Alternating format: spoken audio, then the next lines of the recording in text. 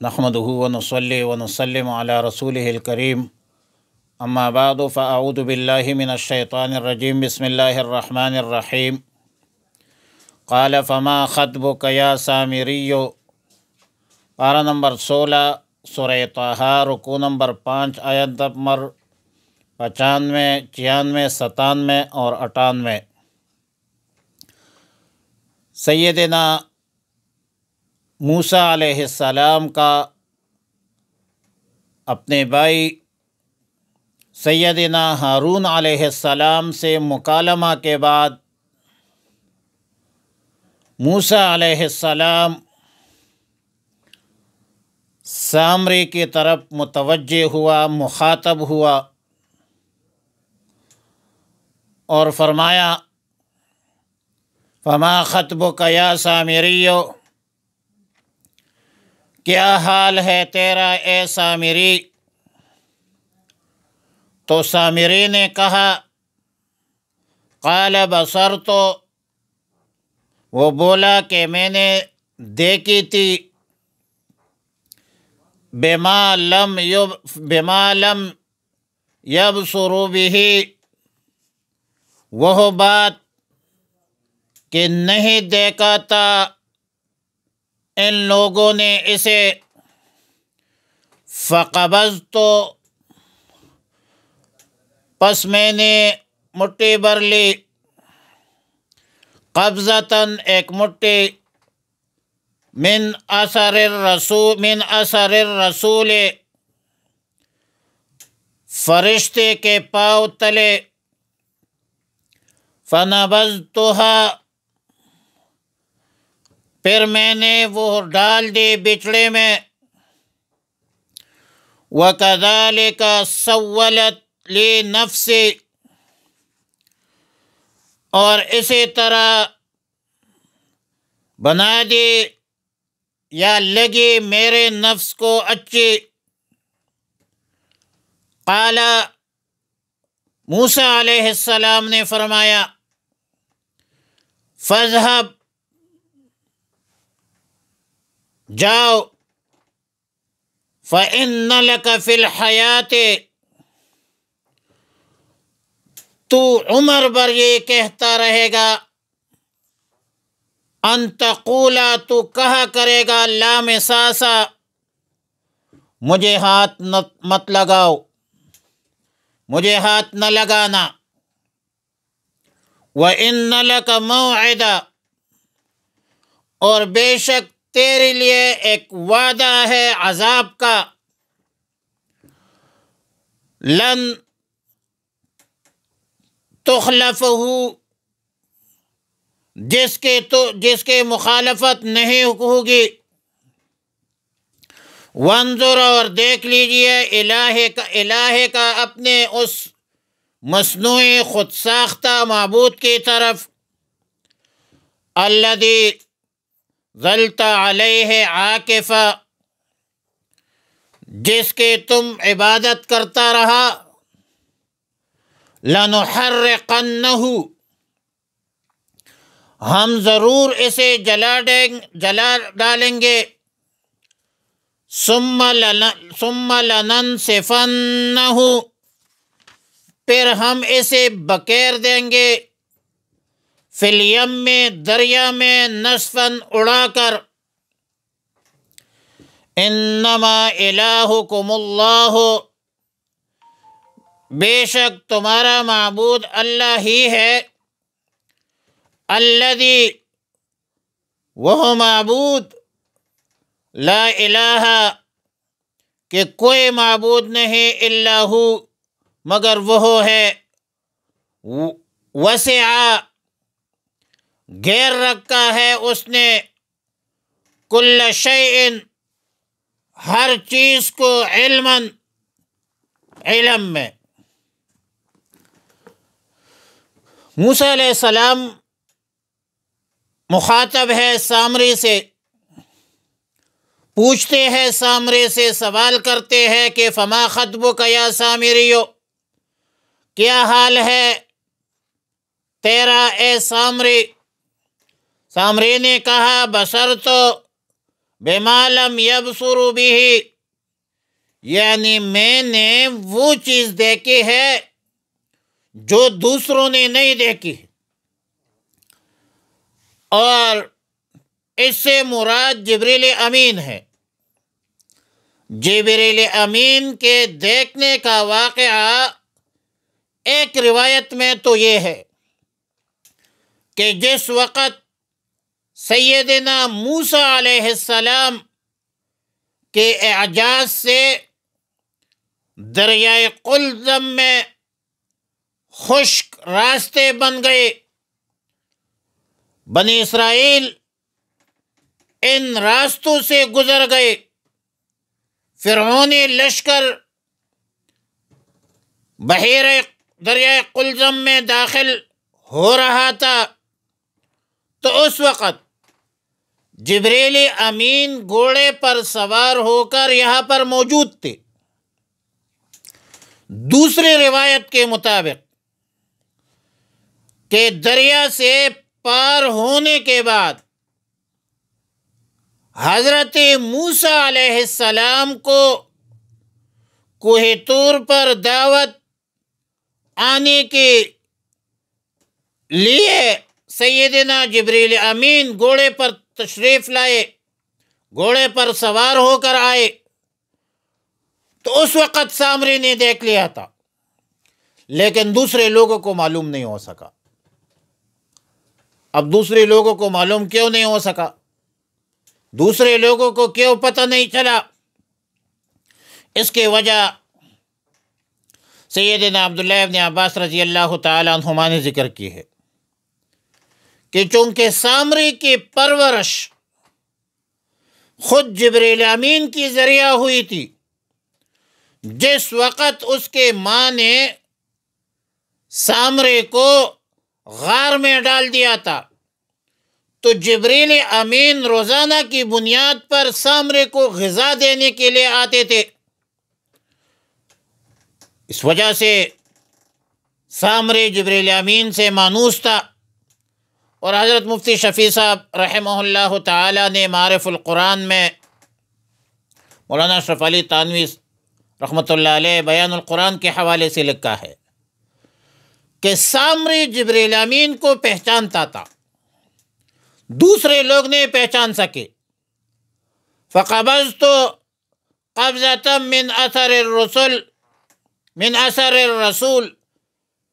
رسول سے مراد جس طرح میں نے گزارش کی کہ جبریل امین ہے، سامری کے دل میں شیطان نے یہ بات ڈالی تھی کہ جبریل امین کے گھوڑے کا قدم جس جگہ پڑتا ہے وہاں کی مٹی میں حیات زندگی کے خاص اثرات پڑ جاتے ہیں، مٹی اٹھا لی جائے۔ اور سامری نے جبریل امین کے نشان گھوڑے کے نشان قدم کی مٹی اٹھا لی۔ عبداللہ ابن عباس رضی اللہ تعالی عنہما فرماتے ہیں کہ القى فی روعہ انہ لا یلقیہا علی شیء فیقول کذا کن کذا الا کذا، سامری کے دل میں خود بخود یہ بات پیدا ہوئی کہ نشان قدم کی اس مٹی کو جس چیز میں ڈال دیا جائے اور اسے کہا جائے گا کہ فلاں چیز بن جاؤ، تو وہ چیز جو ہے وہ فلاں چیز یقیناً بن جاتی ہے۔ بعض اہل علم کا قول ہے کہ سامری نے گھوڑے کے نشان قدم کا یہ جو اثر ہے اس کا مشاہدہ کیا کہ جس جگہ قدم پڑتا تھا وہی سبزہ خود نمودار ہوتا تھا، جس سے سامری نے استدلال کیا کہ اس مٹی میں آثار حیات ہے کذافی کمالین۔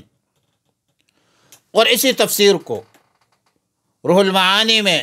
علامہ آلوسی نے صحابہ کرام رضوان اللہ تعالی علیہم اجمعین، تابعین اور تبع تابعین اور جمہور مفسرین سے نقل کی ہے، منقول ہے، اور بیان القرآن لکھتے ہیں کہ اس میں آج کل کے ظاہر پرست لوگوں نے جو شبہات نکالے ہیں ان سب کا جواب موجود ہے، فجزاہ اللہ خیر الجزا۔ پھر جب بنی اسرائیل کے جمع شدہ زیورات سے سامری نے ایک بچڑی کی ہیئت، شکل و صورت بنا لی اور اپنے گمان کے مطابق اس مٹی میں آثار حیات ہے، جس چیز میں ڈالی جائے اس میں زندگی پیدا ہو جائے گی، اس نے یہ مٹی